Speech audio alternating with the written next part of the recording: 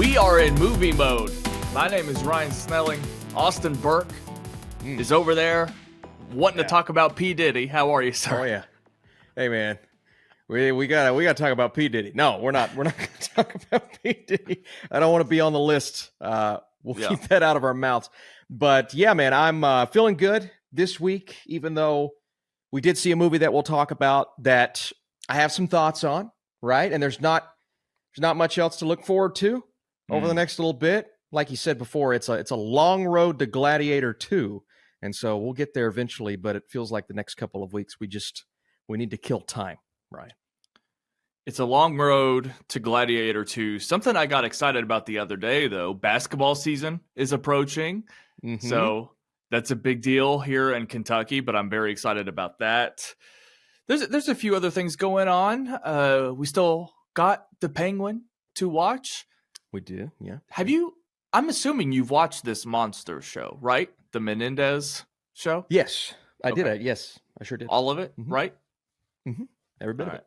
That's on my list. I haven't seen a whole episode yet. I've seen moments because my roommate's been watching it a little bit, but it's definitely piqued my interest. I know nothing about it other than it's Ryan Murphy, and I don't even know about the real life case, to be honest. Oh, okay. But I just know I should be paying attention to this show, and so I'm excited to check it out. But we were talking off air too. I think it's because I'm scrambling, to be honest. This is the least prepared I've been for an episode of Movie Mode. I have no idea what we're talking about outside of Joker. I have no clue. I love it. That makes me happy. Before I go any further, here's one thing I have to address, and then we'll come back to this point. I'm scatterbrained. Okay. I wanted to go into the Agatha point. But before that, speaking of not being prepared, I posted last week's episode without the intro card and without the music. As a matter of fact, I woke up, the episode had been posted. I had told my roommate, we talked about you on the podcast. So I guess she was listening in her bedroom, and she noticed that there were a couple of cuts that I left in as well. I had made the cuts and removed footage, but the black space was still there. So I'd be like, what's that, Austin? Cut the black for 2 seconds, and then it would go to you. The cut was to make up for some lag between us. So it was really just me scooting some of your footage over, my footage over. It wasn't taking out sentences or anything, but I had left it in there. So to explain myself, what happened was when I'm in Premiere, and this, most people won't care about this, but when I'm in Premiere, I have our video footage in a separate project, and then I do the edits, and then I move it over into another sequence with the music and the intro card and everything. So I do it separately. I exported the project with just the cuts. I didn't export the version where I moved it over and included that. So pretty stupid. I apologize. And what's funny is I started the episode, we're in movie mode. It was the least enthusiastic I'd ever been. And without the music, you could enhance it with the music and with anyway. So it was just a pathetic start to last week's episode, and I apologize. But anyway, you were laughing when I brought this up, so I'm assuming you picked up on this. I thought it was a stylistic choice. I'm like, Ryan is making a very interesting strategic decision here. Maybe he's going to give it a week, see how it goes. And then I watched to the end to see if we got, I didn't watch to the end, but I skipped to the end to see if we had the outro music. And there was no outro music. So I'm like, an interesting artistic decision from Ryan Snelling. But hearing you say that, I think makes a lot more sense. I didn't watch far enough to see the cuts and the black spaces. I assume audio listeners were kind of like, oh, is there a delay or something like that? All that being said, I think the episode is still good. Got its point across. Hopefully people enjoyed it. What was the episode about again? I don't remember. Hopefully it was great. I don't remember either, to be honest. We talked a lot about Lost and books. We had 4 episodes last week. It was Megalopolis and what's the movie? Wolves. Oh, and Wolves. That's Wolves. why. Yeah, That's why we don't remember. Yeah, makes sense. I love the idea of you being like, that makes more sense.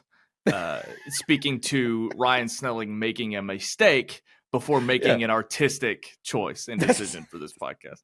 It's kind of sad that I think that, but no, it's okay. It's true. Yeah, audio listeners wouldn't have known any of this. It still would have sounded natural, but sometimes I get in there and I'm like, that's just too long of a break between. I watched a newscast the other day. It might have just been Sports Center, honestly. But anyway, I watched some kind of newscast where somebody in the studio goes to somebody in the field, and it was like a 5-second delay. It was like more than, I don't know why we still have that going on, but we still do. And it just makes me laugh. Stephen A. Smith's show, they always have, sometimes his co-host, Shannon, will call in on Zoom. Yeah. And I don't know what it is about ESPN's connection, but there's always a delay between, and this is like two hosts talking. This is like me and you conversing on this show. And so Stephen A will say something, and then it's like 5 seconds, and he's like, well, actually, but then Stephen had already started talking again. So they're just constantly interrupting each other. I'm like, guys, why are we doing this? It's 2024. We should have fiber. We should have all these issues fixed. And so, yeah, it makes something really clunky when it doesn't need to be.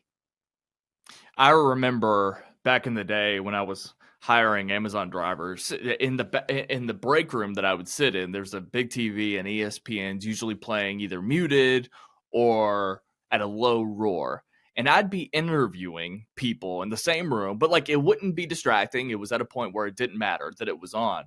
But all of a sudden, you'd cut to Mad Dog Russo, and his voice, just his energy, it obviously cuts through. Loud. And it would be enough anytime it goes to him or it's like his segment, Mad Dog's mad at this, that kind of thing. It would throw me off of my interviews.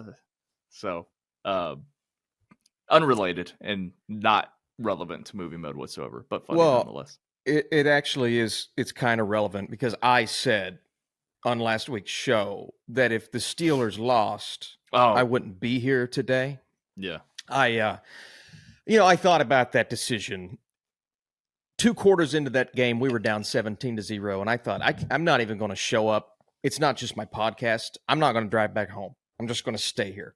And I'm going to sit in my sorrow for the next week until we play again. But we actually ended up making a game out of it. Came back. Justin Fields had the game of his life, or the 2 quarters of his life. Too little, too late. But I was frustrated. I was sad. On the drive home, I thought about it. I said, you know what? We're still 3-1. We're at the tip top of our division. I should still feel good. I'm gonna make it to movie mode. I'm gonna go back home and do videos. And Monday comes around, I did nothing. I sat and sulked because we had lost that game. I was devastated. And then, Ryan, to top it all off, my mom and dad are going to, because they live close to Pittsburgh. My uncle Matt got box seats for this upcoming Steelers-Cowboys game. Wow. My dad calls me. My uncle Matt had invited a couple of people. Apparently, 2 people had dropped out.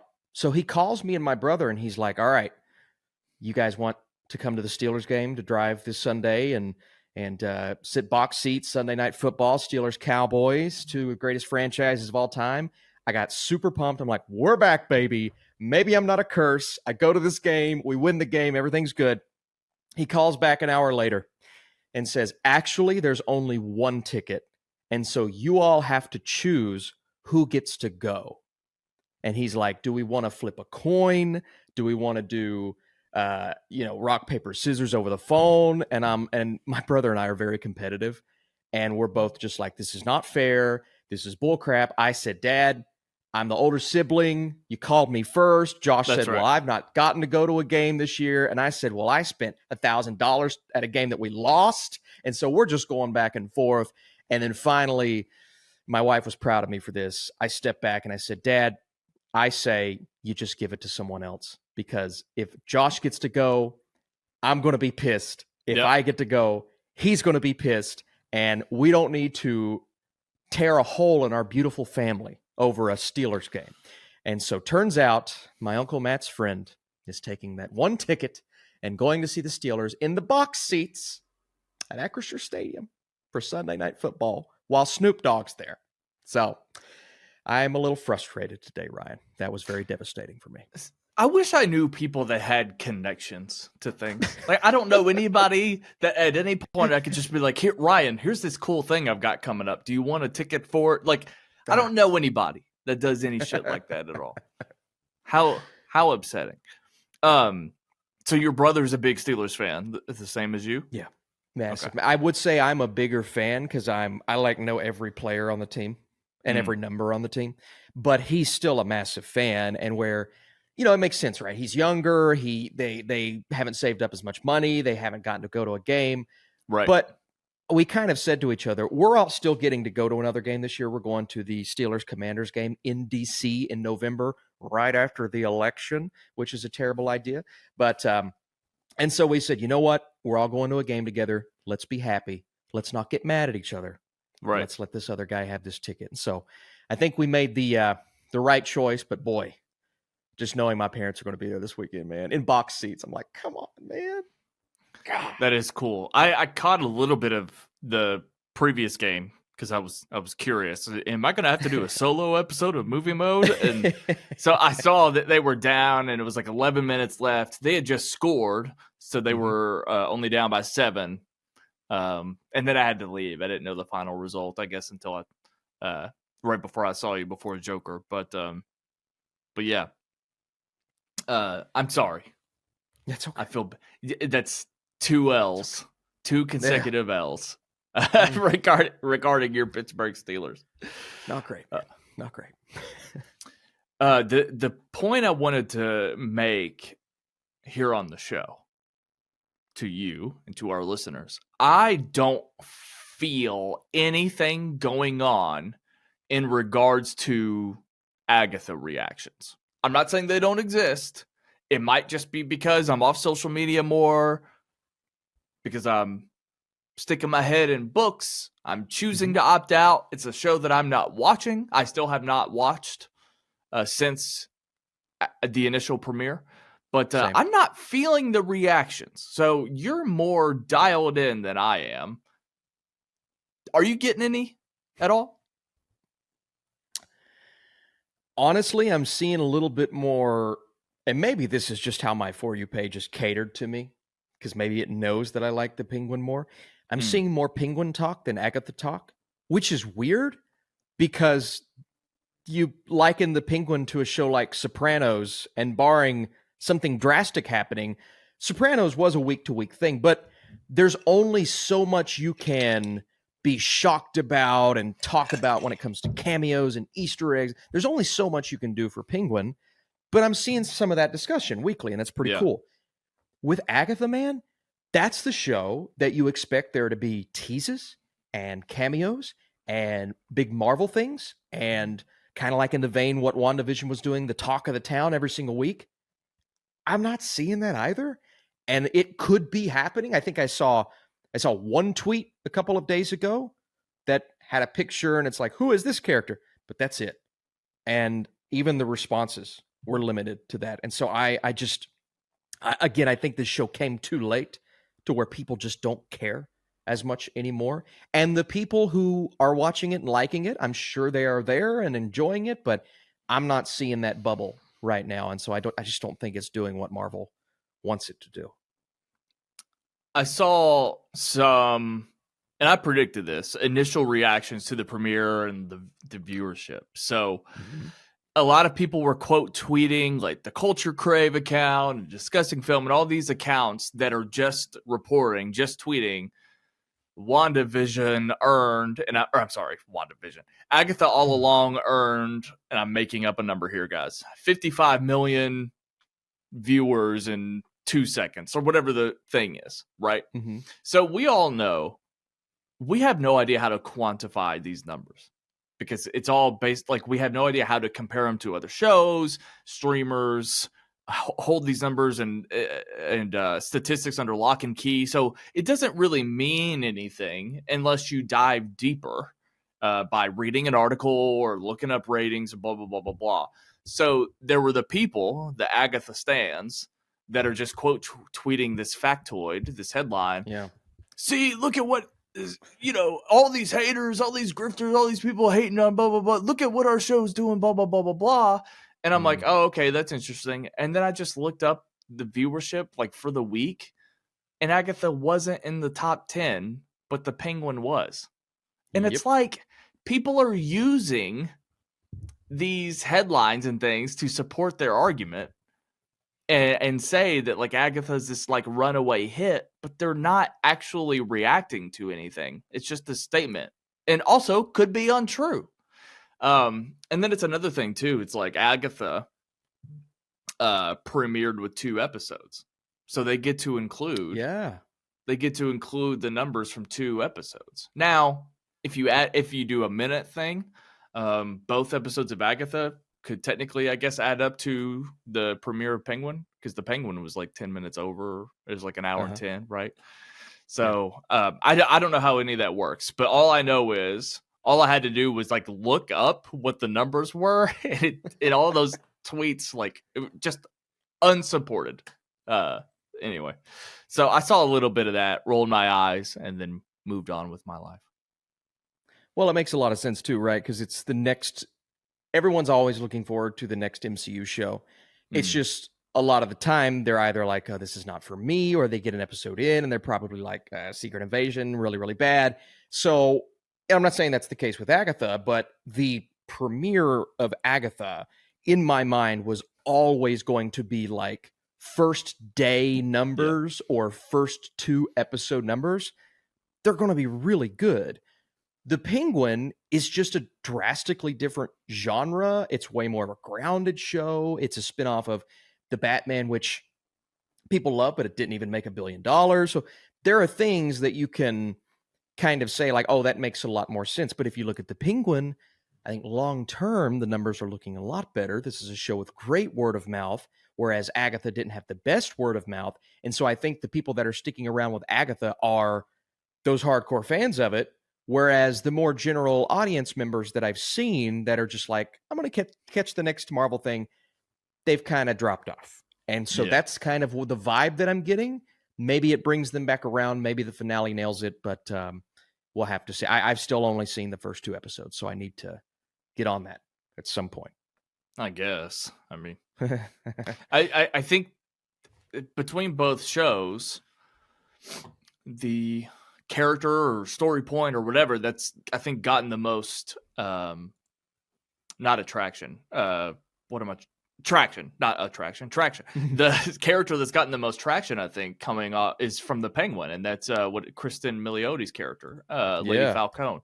So it's kind of funny. Last week or whenever we talked about the Joker last, I was like, I think we're gonna walk out of this movie and say that the Penguin had the stronger Batman villains than Joker Folio do. And so here we are about to talk about that.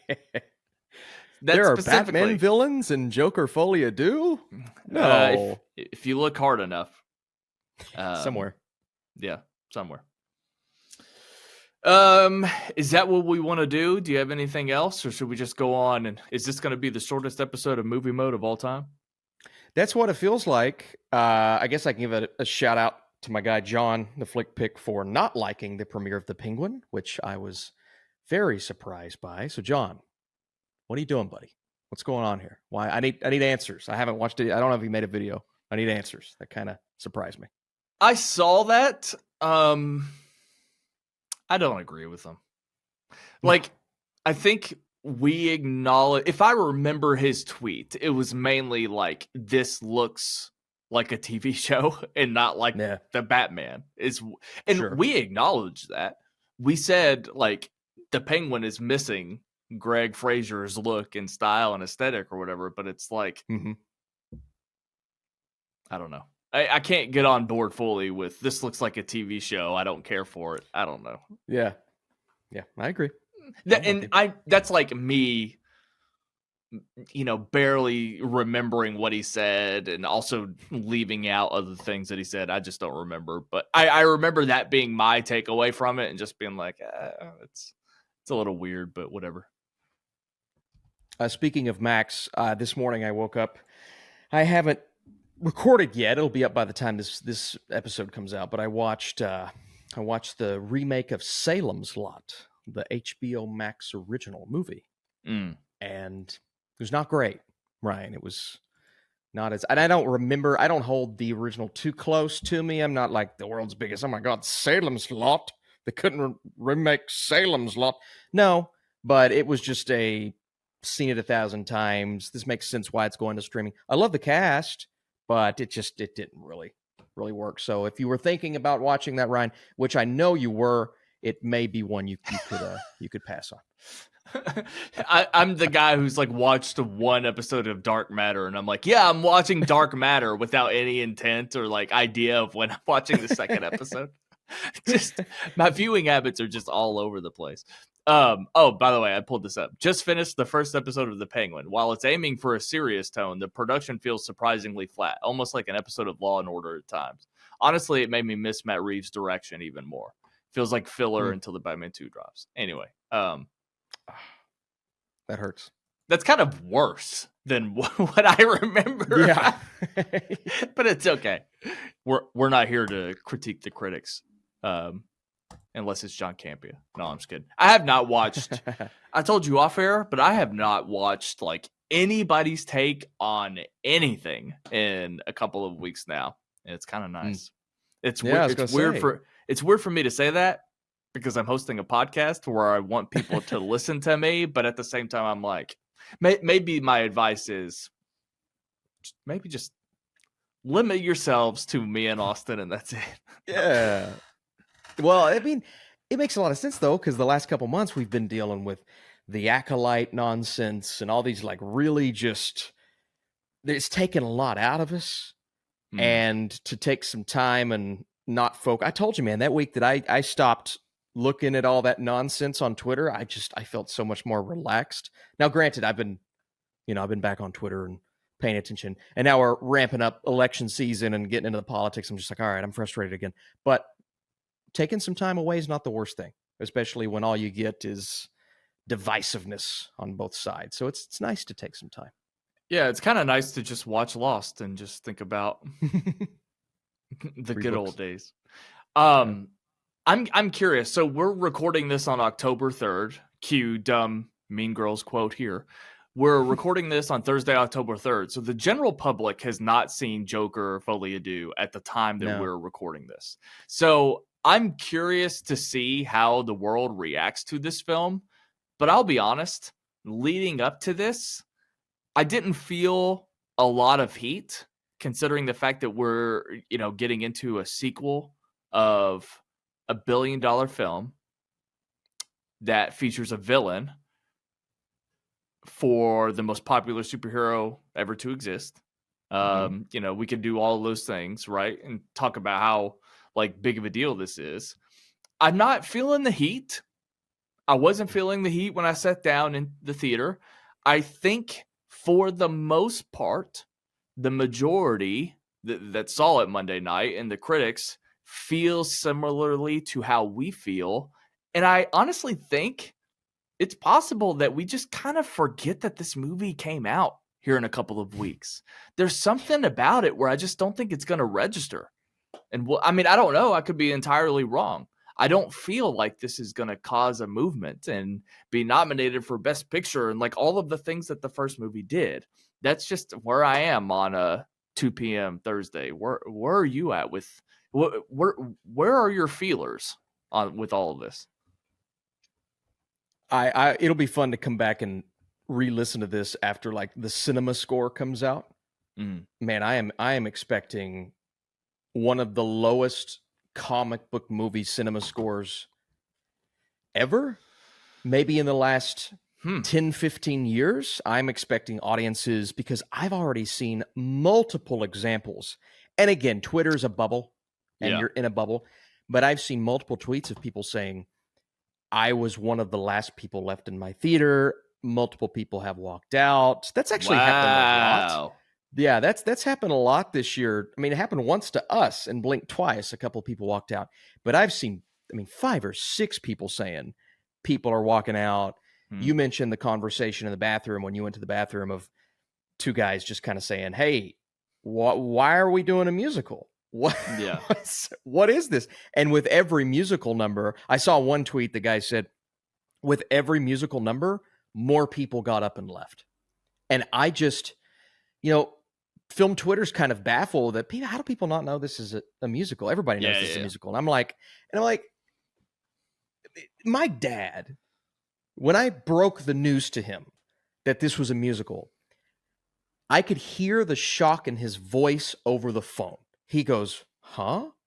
Yeah. It's a musical? Because other than, all people have seen that aren't in our bubble, in our sphere, is the trailers. And the trailers, while you can see that they're doing some piano, doesn't really point to it being a musical. The marketing has kind of hidden the fact that this is a musical, because that's what it is. And for those who are trying to argue with me in the comment section of my review, you may not think it worked as a musical. I had someone say, well, it didn't do the job of a musical. The musical sequences didn't enhance the plot. I agree, but it's still a musical. Okay, whether it's an effective one or not, it absolutely is. And so I think that's the big thing that's going to throw people off. I expect a low cinema score. I expect around a 5, maybe by the time it's all said and done, sub 5 on IMDb, not a great Rotten Tomato score. I expect this to not hit with a lot of people. Now, those who love it will love it and admire it, but those who don't, they're going to be really loud when it comes to Joker Folie Deux. And that's going to make for a film that's not going to have legs at the box office. And inevitably, and maybe people will just be curious and they'll want to see it, but inevitably, I think this is going to fall far short of what the first movie accomplished. Yeah, I heard Todd Phillips. He was being interviewed on the red carpet. It was a guy from Variety I tried to do an impression of the other day. He told this gentleman in so many words, like, he felt like Joker Folie Deux was naturally going to be a musical because the first movie had so many musical elements already. Joker danced a lot to music. It played a huge role. There's always music in him. He said him and Joaquin talked about the character and said there's always been music within Arthur Fleck. So when you introduce a love story in Joker Folie Deux, you bring the music out of the man, and it naturally, became. So it's like, I get that idea. I wish that we heard that. I wish we had that detailed answer, or detailed response or explanation a little bit earlier on. Like when we first heard it was a musical, I think just knowing that would have helped. Help me understand. It doesn't really solve the issue that you bring up as far as, getting the general public on board, because I don't know that they would have gotten that either. But do I like musicals? No. So it's a little bit harder for me to get on board. The other thing, and we're not going to spoil this. I'll be honest, I don't really even know how to spoil it, but I think if you haven't seen the movie, you're in good shape. But pretty much. Yeah, I think the biggest problem with this film, and I've seen like other people say word for word what I said about it. This is an epilogue to a story that is longer and more experimental than the first Joker.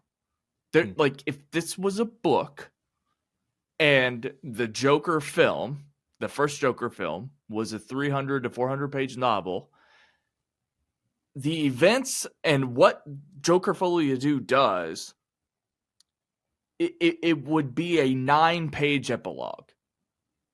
But what we're doing is adding a completely different angle stylistically and asking the audience to sit down for a longer film. And that works against it tremendously. And I said it if we want to dive on in, I said it in your videos, and I'll say it again. This was a waste of everyone's time. And I'll even go a little bit farther. It's just so weird that this was a thing that hundreds of people, well, let's say a handful of people. This is a weird thing that a handful of people devoted their lives to for years at a time. Like, this being the thing that kept Todd Phillips from making anything else. Yeah. This being the first time Joaquin Phoenix made a sequel to one of his own films.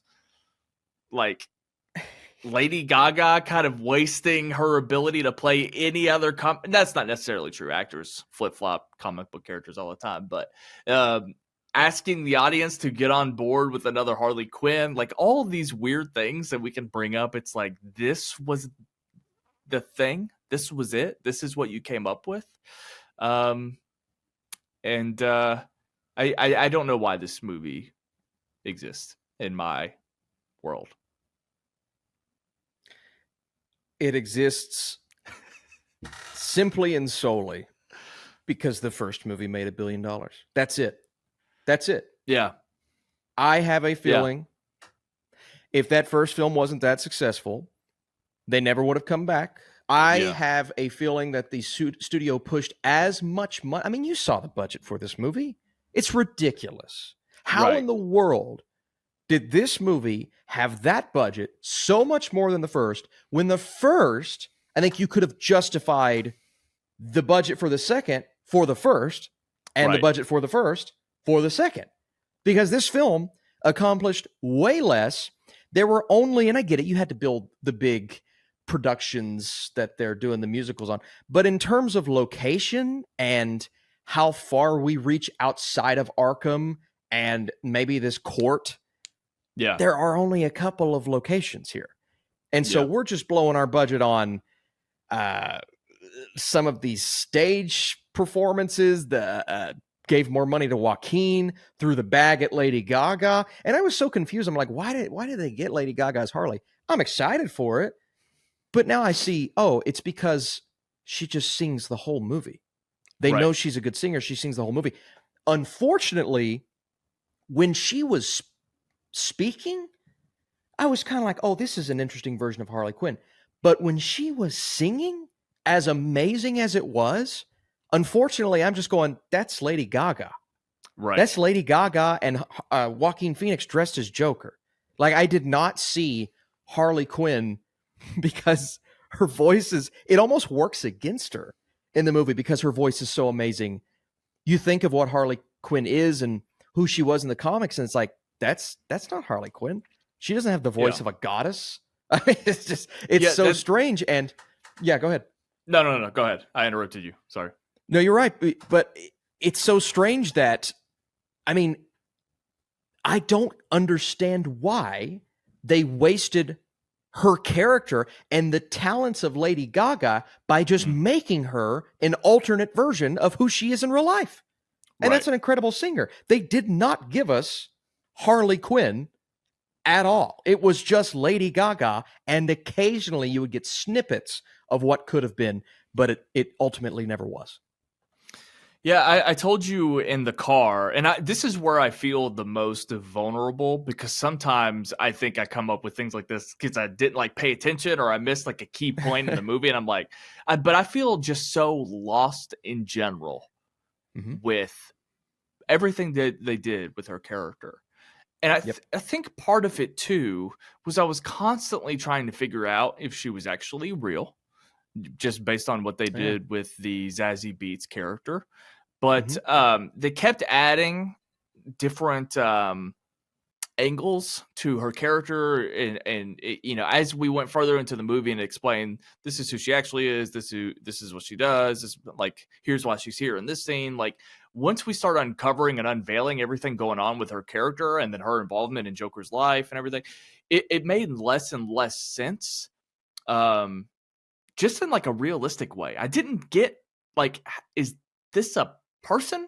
They kind of talk about how there's a point when they reveal in the movie that she actually put herself in Arkham, and so we've come to to believe that she can take herself out at any time, but she like does some like serious like crimes while in Arkham, but then just gets to leave and become a normal civilian in life. Like, I'm dancing around a lot of specifics because I'm not trying to spoil, but I remember just looking at you and being like, how does this make any sense?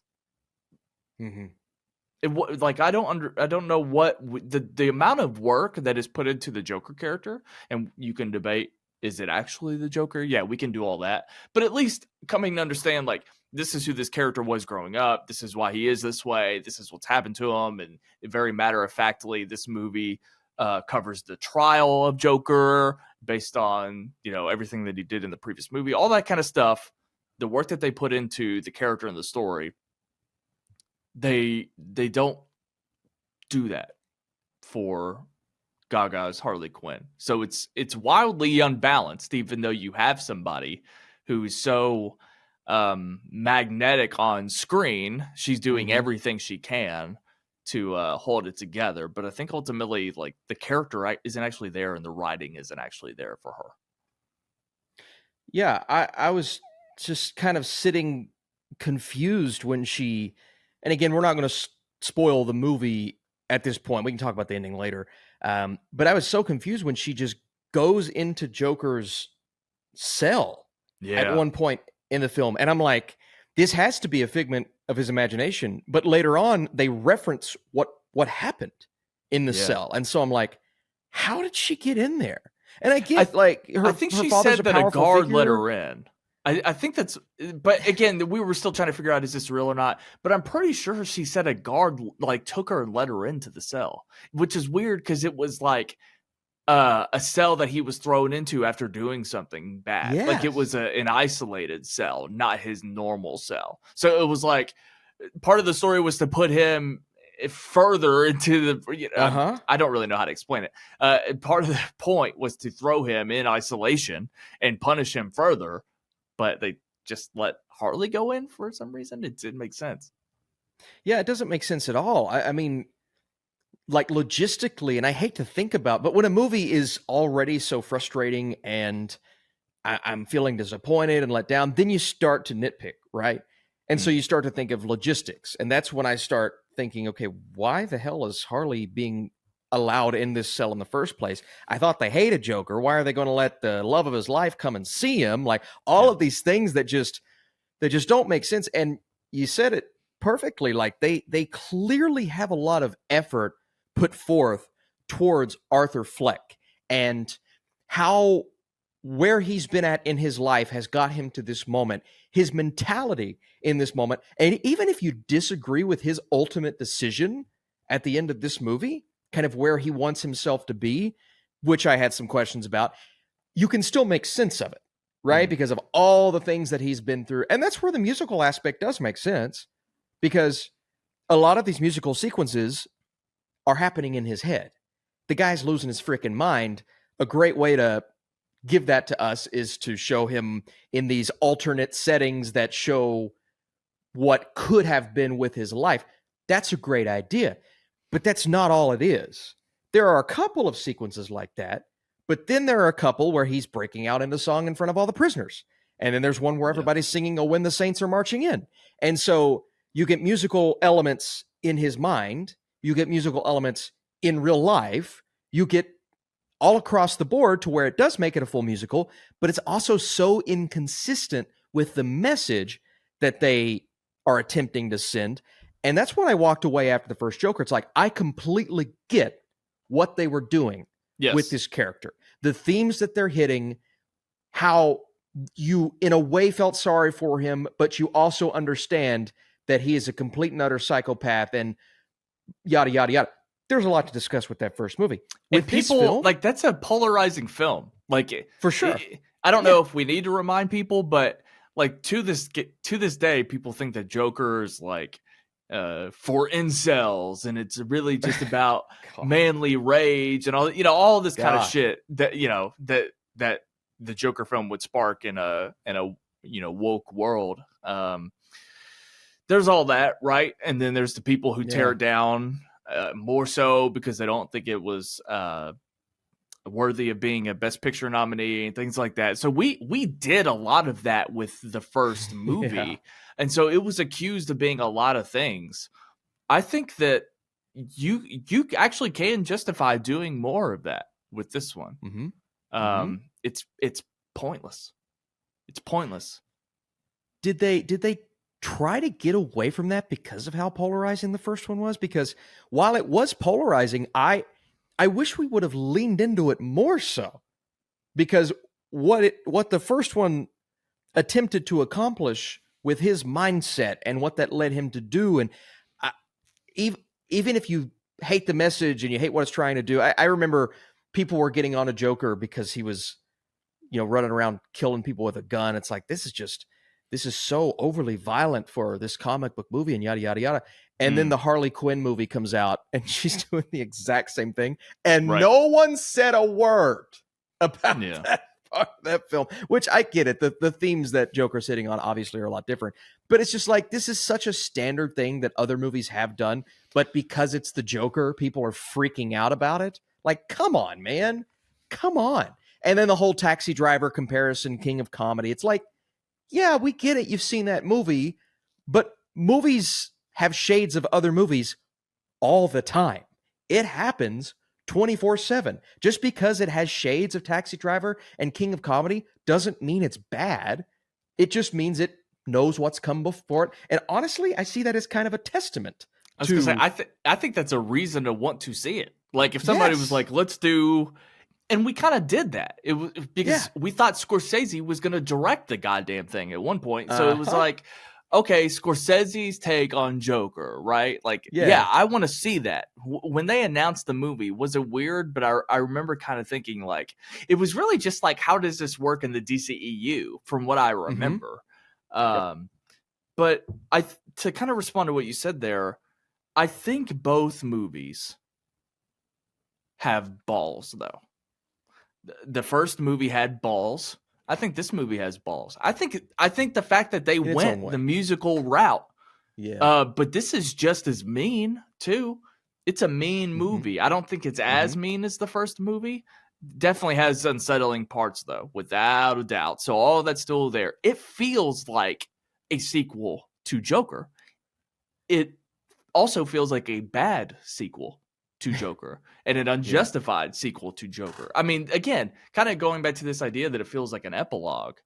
If you remove the musical elements and just look at the plot and story, to ironically use a bit of Flick Picks criticism, it would be like a TV show, or it would be an epilogue. Like if we're just really going to see what Arthur's doing in jail and then observe his trial, I don't know if that's a movie, to be honest.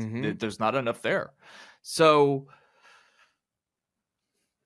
you know what I said in your React video, this is why Fight Club 2 is a graphic novel. Take this, take this exact movie, exactly, put it in a graphic novel.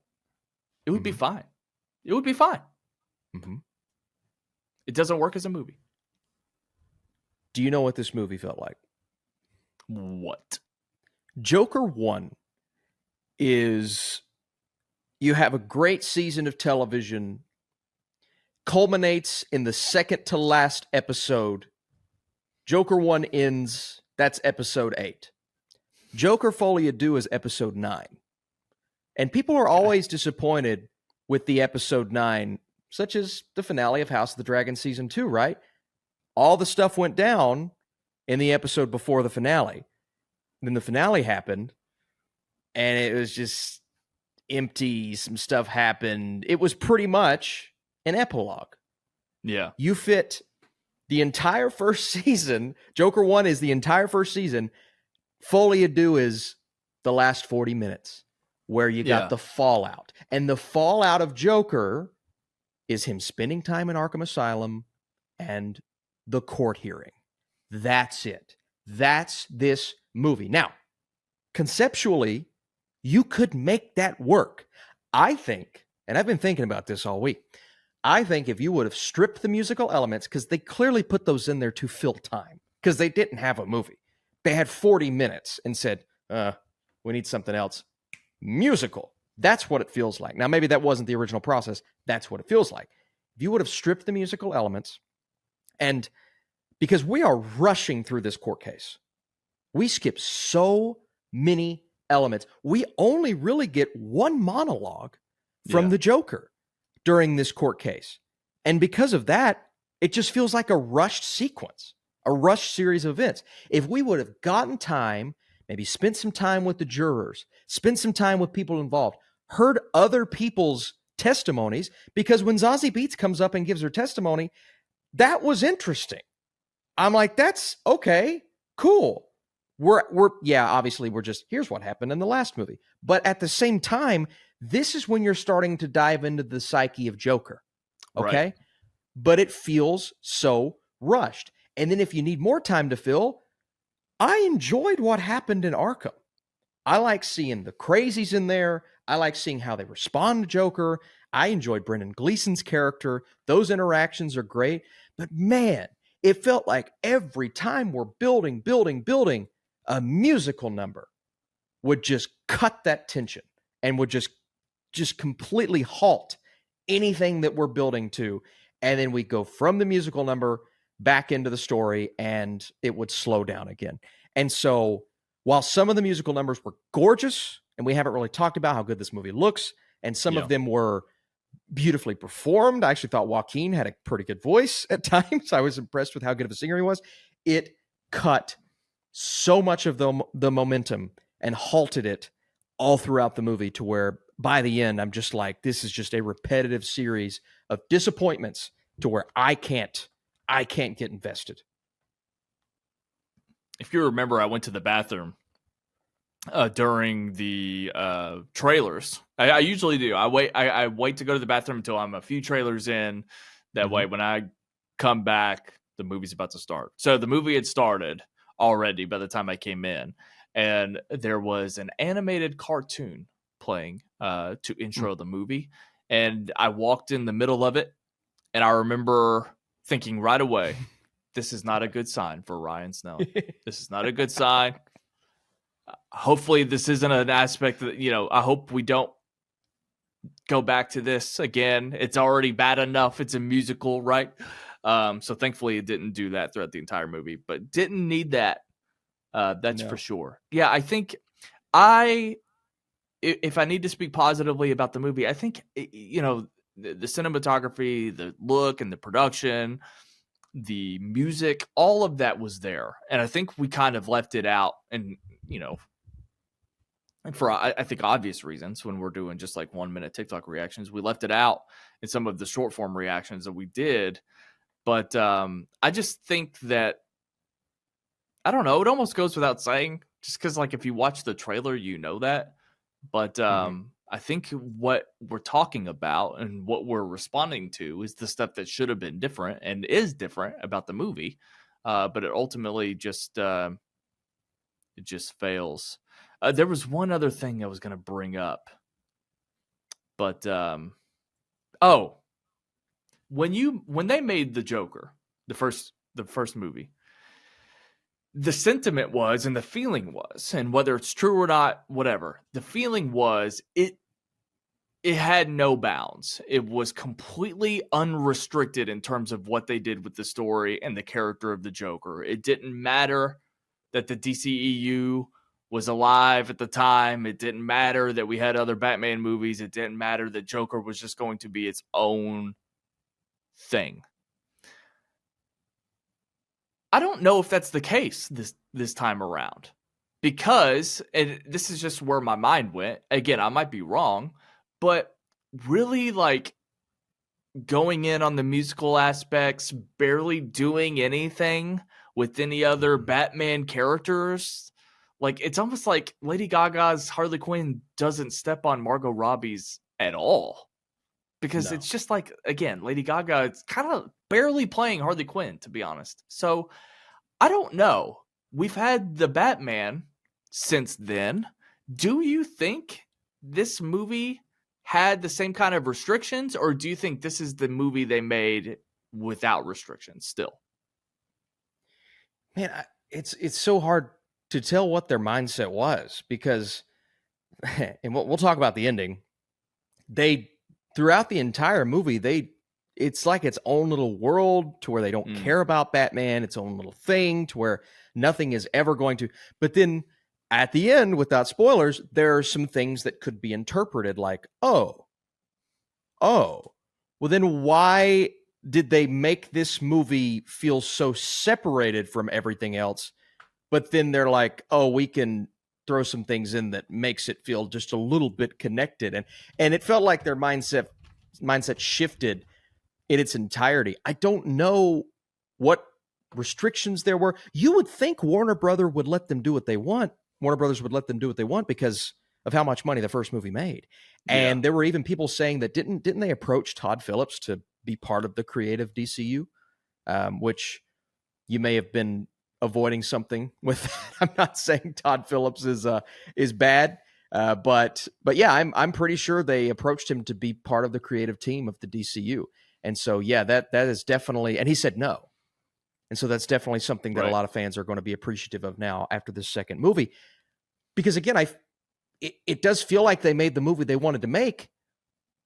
But after what they said about the first movie and how there was never going to be a sequel, they were kind of forced to make this movie anyway.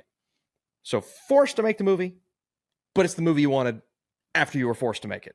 If that makes sense. And that's kind of like, all right, that's a weird series of events, but a musical. And there's a part of me that says Todd Phillips just said, I'm going to make it a musical to spite people and to piss people off. Seriously, like that's kind of what it could feel like to comic book movie fans. I'd like to wrap up this conversation, kind of round it out and then break and talk about a specific character we haven't mentioned yet, and then the ending overall. So I think we came out of the theater. I think I was more, my opinion was more set when we walked out of the theater. We leaned similarly, but I think you were still a little all over the place. You were still a little bit more curious and searching. So where ultimately have you landed? Do you go as strong as I do when it's a waste of time? There's no justification for this whatsoever. Like, where are you? Well, I went negative score, negative Rotten Tomatoes, all that. I mean, so the movie's not good, unfortunately. Yep. And I think I've finally settled on it's just not good. I don't hate that it takes a swing. All right. It's not the swing I ultimately enjoyed. It's not the swing that I would have even went for. I remember when they announced that this was going to be a musical, and I said, and I don't hate musicals. Some of my favorite movies are musicals. I love La La Land. I love La La Land and maybe a couple of others that I'll think about later. Greatest Showman's not the worst thing I've ever seen. So I like Across the Universe. I like that movie. Okay. There you go. I enjoy it. Yeah. Yeah. And Enchanted, I think, is a good one. So I've enjoyed movies that do that. But you think about the Joker, and there were so many other things that they could have done to represent what's going on in his mind. The craziness of the Joker. They chose to go the route of a musical. I believe it's the wrong decision. I don't hate that they were swinging for the fences, but ultimately, I think the marketing should have done a better job of selling this on what it is, and what it's intended to be. Because if you watch those last couple of teasers, they're showing the only explosions and the only violence, because there's not a ton of violence in this movie. All of that's in the trailer. They are selling it like they sold the first movie. And it's not that. And I think that's what's going to piss people off, is they're going to think this is one thing. It is another. And I get it. I really do get it. So still a beautiful film, technically brilliant. It just, what sucks the most is that all of that is wasted on this story that just wasn't ultimately anything that they should have wasted time on. I thought it was funny that a lot of the people that were commenting on your video that we did, they were like, what does he mean that he wants this movie to make $1 billion? was So like, many people are confused, man. Well, it's like that people are figuring me out finally. That's exactly Yeah. why I do things like that, is to confuse people. Like, what is going on in this guy's head? So Yeah. to clarify, and to sort of answer my own question, I think all of the things that I've said, but I was never like angry. I never felt violent once I left the theater. It was pretty easy to put it in the bottom 5 of all of 2024 movies for me on Letterboxd. Whoa. I Okay. did that with ease, but I was never pissed, and I'm still not pissed. Yeah. I'm just gonna move on. It's a long road to Gladiator 2, but it's really interesting to me that this movie could still do well financially, because that's what, that's the thing that is going to cause studios to, venture out and do different things. So I don't hate it necessarily for being different. They still could have Yep. done a more musical Joker. They could have reduced the amount of musical numbers. They could have had a stronger story. So it's not just as easy as they never should have done a more musical Joker sequel. There's a version of this that could have worked better for us, I think. That unfortunately we didn't get. So it would be fascinating and fun if it still did well, but I don't think it's going to. It's got 45% on Rotten Tomatoes at the time that we were recording this. It's possible that Dropping. it goes down even more. But I think it's getting lower and lower, and as the more people see it and that word of mouth spreads, I still think it'll do well opening weekend, but the word of mouth is not going to be good for this movie, and that's going to hurt it in the long run. Yeah. All right, so let's move into a more spoiler territory and discuss sort of the ending and then a character we haven't mentioned yet. So Harvey Dent, right? Harvey Dent. The character of Harvey Dent in this movie, just due to the fact that we're just there to watch a trial for Joker, right? It's not Harvey Dent. It could have been any actor, it's any character. We only see this version of Harvey Dent in the courtroom, and the scenes are built entirely upon presenting this case. He doesn't steal any kind of scene. They do nothing with this character. It is literally like he might as well in the credits have been lawyer number 1.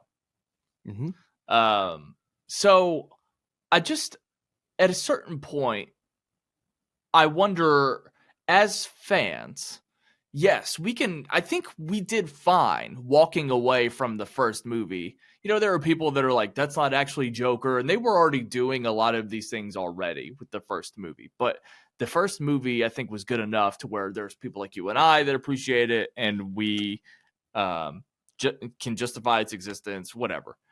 But a lot of those arguments that people already had about the first Joker, I think I'm getting more on board with this film. So when you bring Harvey Dent in, but don't do anything with him, when you have, I think, a failure of a Harley Quinn iteration, and then you do things like the ending, which, you were excited to talk to me about when you sat in your car. But all of these things that we are, I don't know what to make of the comic book ties, and the fact that it's rooted in Gotham, and the fact that there's like fan servicey things, but ultimately it's like not fan service. Like, I don't even know how to explain what I'm saying. Do you get where I'm going? Where it's just like all of these things that are meant to help us feel like this actually does take place in a Batman universe. It actually makes it seem less so. Yeah, it's like they needed these characters to fill certain roles, but they just kind of did a big middle finger to the audience, like, yeah, we got Harvey Dent here, but we're just going to call the guy Harvey Dent. You know what I mean?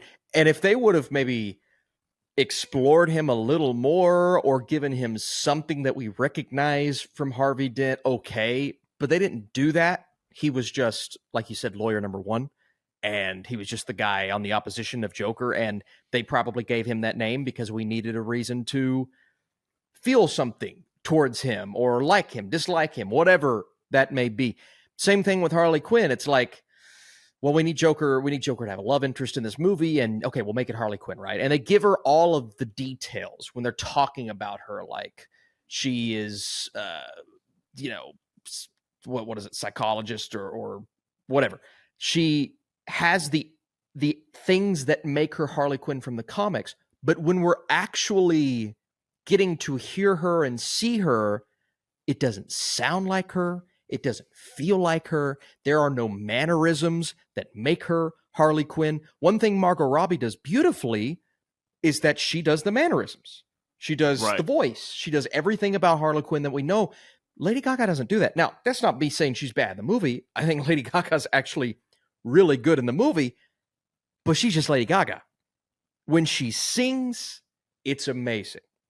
But there is no effort to sound or feel or look or whatever like the Harley Quinn that we know and love. And so she is essentially Joker's love interest, not the Harley Quinn that we know. And this movie does that so many times to where it gives us a hint or a tease or sets us up like it's going to tie something in or make us feel like we're in that world. And while this world that he's living in is interesting, it really doesn't feel like Gotham. So there's another character or element that doesn't feel like the Gotham that we know or love. And this is me speaking as a comic book fan. This doesn't affect, if the movie was great and these things still would have been the case, I wouldn't be as bothered. But because the story is so empty, these things being the case bothers me more, if that makes sense. And then we get into that ending that ultimately tells us we are headed in the direction of, maybe Batman will exist and this is the true Joker. And, Two-Face does become Two-Face because we see at the end when the explosion happens in the courtroom, side of his face is scratched up, burnt up, like they set us up to where they do care. But do they, Ryan, or did they just throw those things in? But I think that's the part that I'm getting to that I'm upset with is like, here's an explosion in this scene. Oh, so we just got to do the thing where we burn Harvey's face in half. And it's like, it doesn't have anything to do with anything else other than this guy was in an explosion. There's nothing about the story that builds to it. There's nothing about, there are no teases as to how this person could ultimately become a villain. Like, what does it mean? Like, how does that turn Harvey Dent into Two-Face? Like, it doesn't make sense. Like, it explains how you can burn lawyer number one's face, but it's like, how does that turn him into Two-Face? That's not, you're pissing. That's the thing that I think pisses on the fans a little bit. And, in the credits, it says that Lady Gaga is playing Lee Quinzel. Well, who is Lee Quinzel if Harley Quinn is Harleen Quinzel? And so then it's like, then, spoiler alert, here we go. Who's the baby? Because when we leave the movie, that's still a thing, right? Did I forget something? Unless she was lying, you're right. Yeah, it's still a thing. So is the baby Harley Quinn? So Harley Quinn's parents were the original Harley Quinn and Joker, and then the next Joker that we get, that, spoiler alert, kills Joaquin Phoenix's Joker, and then the baby meets the person in the prison. It's like, what are we saying with this material? Who's the baby? What are we saying? What is this Batman universe? Because it's Gotham. It's the show Gotham. Oh, yeah. It's that's what it is. It's almost like they are it's almost like they are ruining this version of a Batman villain in a Batman story by making it more inclusive or more included in the Batman universe, but it's like, it doesn't, you just are ruining what you did, what you set out to do in the first movie. It complicates it and it makes it less fun, makes it make less sense. I don't even know how to explain the point I'm trying to get across. It just, it doesn't work. It just doesn't work. Well, because some people are going to come at us and be like, well, you guys are just saying this because you want it to be tied into Batman and you want it to be more of a comic book movie. And yeah, it's absolutely not true. It just becomes another nuisance, like another thing that you start to think about because none of the rest of the film is doing it for me. And so I start to think about all the things that they're trying to do on the side. And I'm just like, well, this isn't working. And why are you calling him Harvey Dent if you're not doing anything else to show us that he's Harvey Dent? And why is Lady Gaga? I mean, she talks every now and then, but most of the time she sings. And when she sings, all I hear is Lady Gaga, which is incredible. Her voice is amazing, but I don't see Joker walking with Harley Quinn while she's singing. I see Joaquin Phoenix in makeup walking with Lady Gaga. That's what I see because there was no effort to make her Harley Quinn in those musical numbers. And so it just kind of ruins what they're building up. And then at the end, Ryan, we walked out of that theater and there was something that you said last week in last week's episode to where, and I don't remember exactly what you said, but it was along the lines of, what if they introduced the next version of the Joker in the prison and he kills this version, becomes the next version, and that way you have a younger Joker to meet up with a younger version of Bruce Wayne. That's essentially what they do here. And so what they do is this guy that you've seen bits and pieces of all throughout this movie, but you really haven't heard him say much, and he's just kind of been in the background. He's got a creepy face. You're like, yeah, that guy's weird, which I have thoughts on, and we'll get into. But this guy comes up, tells Arthur a joke, and kills him. The movie ends. That's it. That's the film.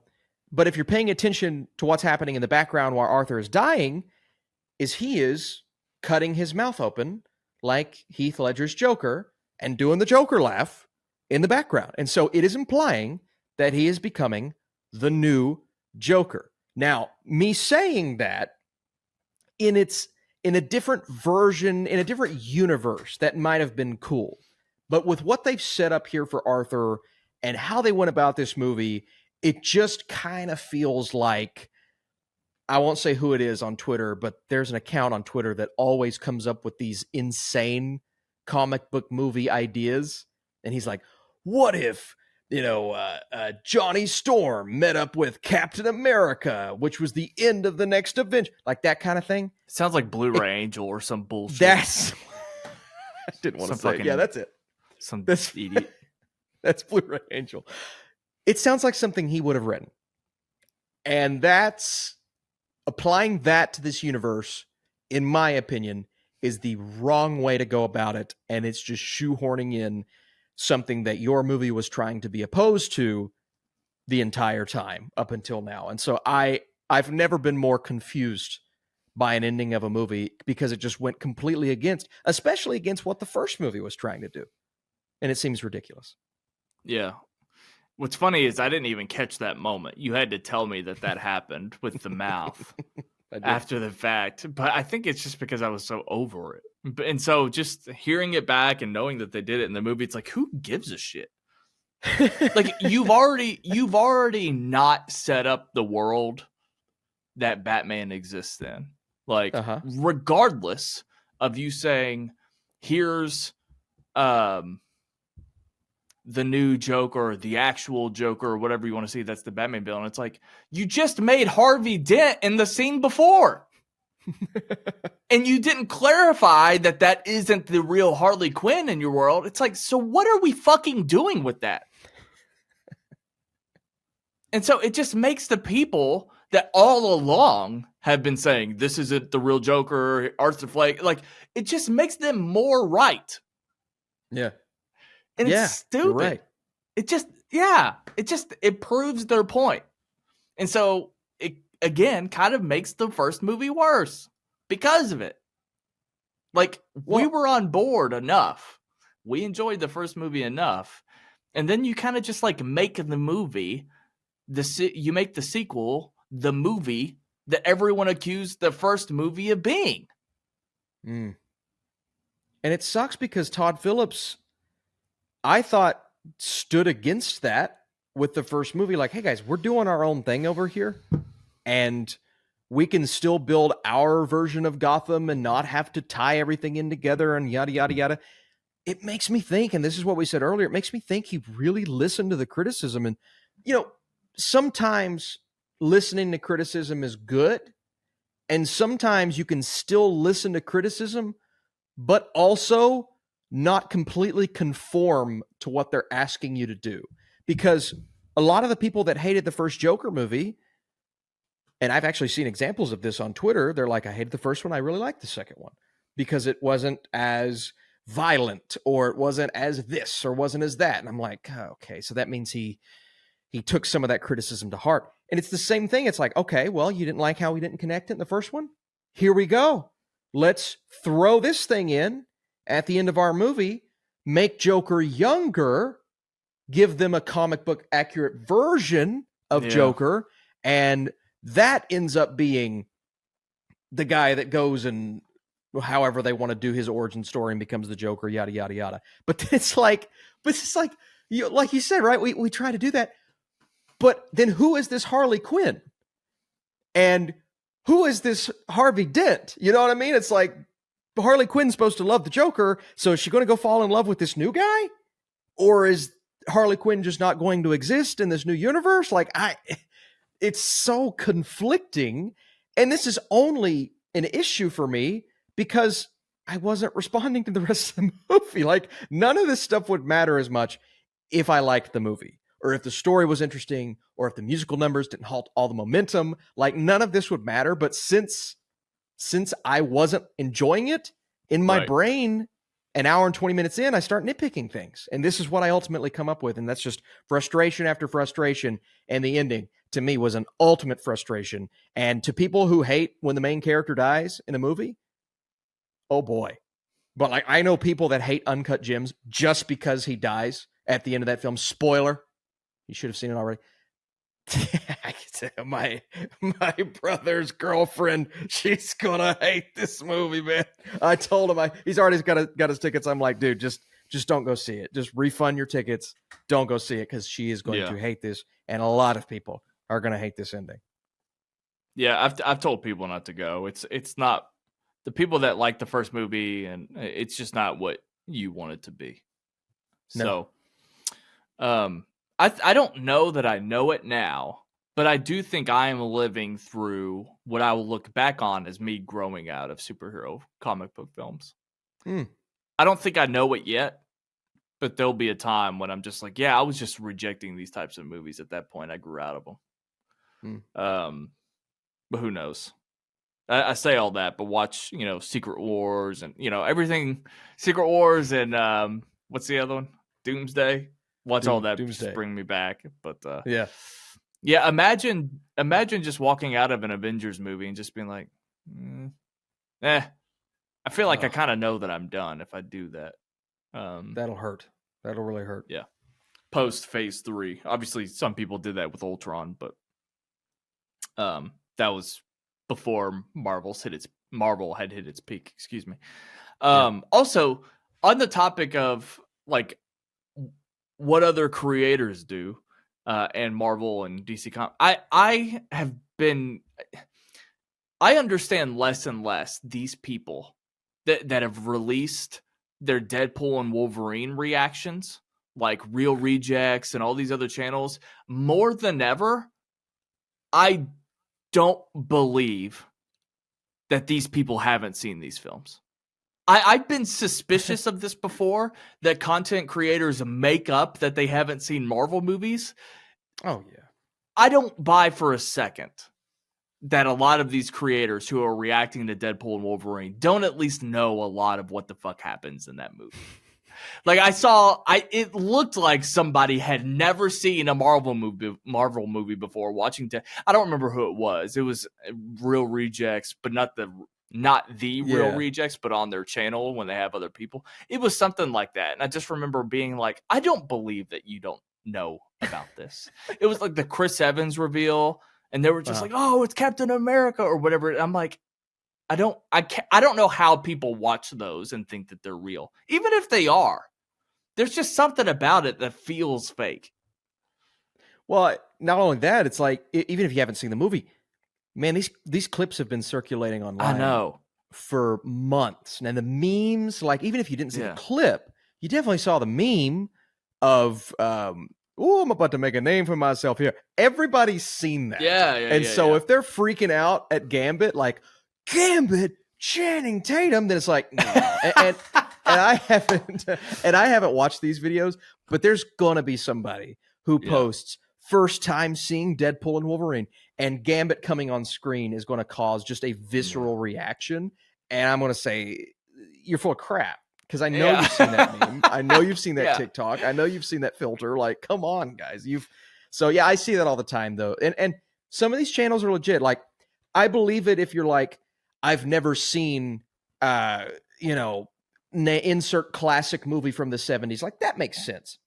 Yeah. But someone who does reacting to the Avengers for the first time, and they see Thor fighting Loki on the building, they're like, oh, two brothers. I can't believe they're back at it again. It's like, come on, guys. I know you've seen this, or at least you understand that this has happened before. And so, those channels, they crack me up. That's what I'll say. They crack me up. I'm suspicious. Anyway.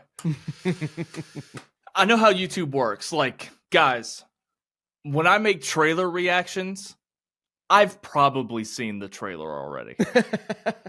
Like, let's be honest. I'll admit that right here, right now. Most of the time when I record trailer reactions, I watched the trailer before. I know how some of this is done. So anyway, or at least I've recorded multiple times, because I'll get through 30 seconds of a trailer and then realize my mic's not on or something. So just know that there are times when I've seen 30 seconds. There are times when I've seen, just the snippets on Twitter. It's like, you have to turn it on for something like that. And you turn it on.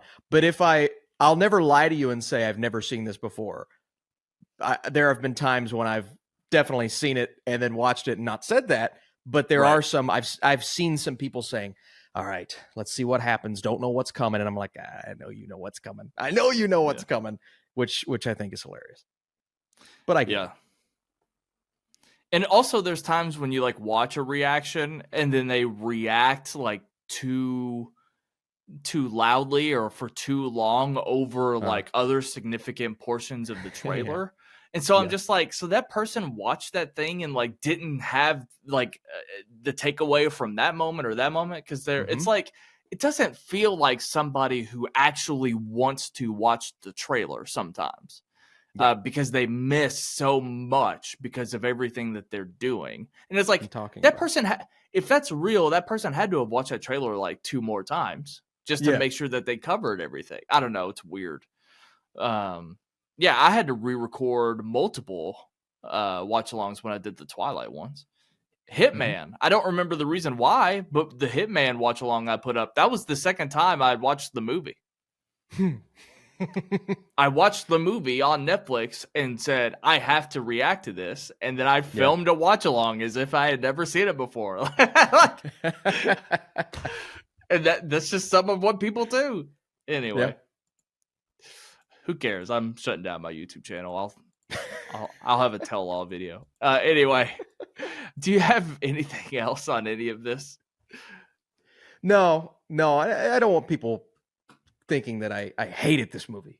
I despise this movie. It's just the fact that I am going to forget it and it's disposable.